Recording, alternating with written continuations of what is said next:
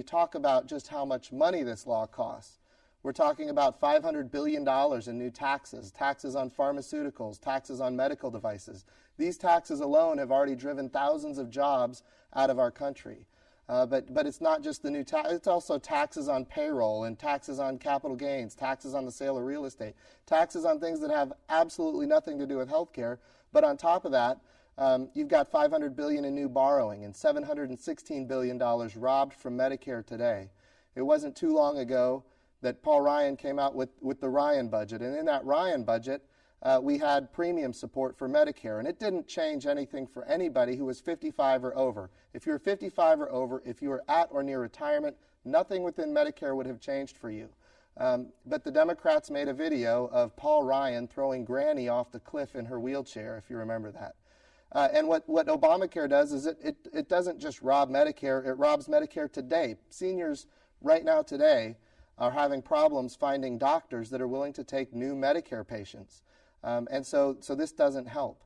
But the individual mandate as well is problematic. When you think about the fact that everybody in our country is going to have to buy health care that perfectly conforms to what the president wants us to have, and if you don't buy that health care, you're going to be penalized by the IRS on April 15th.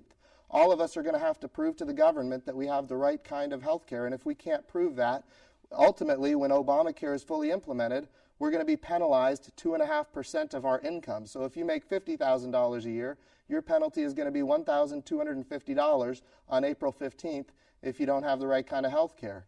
If you make $100,000 a year, your penalty is going to be $2,500 assessed by the IRS. The Supreme Court has ruled that that's not a penalty, it's a tax, and therefore the Supreme Court says it's constitutional. Either way, it's bad policy. It needs to be repealed. The challenge here is we need to do it now. We're out of time. Once the subsidies start taking effect and we have millions of people addicted to the subsidies, it's going to be almost impossible to unwind this egregious law that is an anchor around the neck of our economy. So we've got to do it now. Ronald Reagan said that the closest thing to eternal life on earth is a new government program. And that's because you create a constituency of dependency. And that is exactly what Obamacare is going to do. I'm very proud that our governor has not expanded Medicaid under Obamacare. That will be a calamity for our state in the future when the feds start pulling the funding from it. But look, it's going to take courage from members of Congress to step up and make the effort to repeal this law or defund this law at the same level of intensity that Nancy Pelosi had to pass it when she said, we have to pass this to find out what's in it.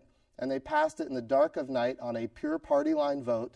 This is an egregious law, and now they're upset because Republicans won't fix it. We cannot fix the worst parts of this law. It will fall apart. So that's why it needs to be repealed or defunded, and we need to do that now. We're out of time.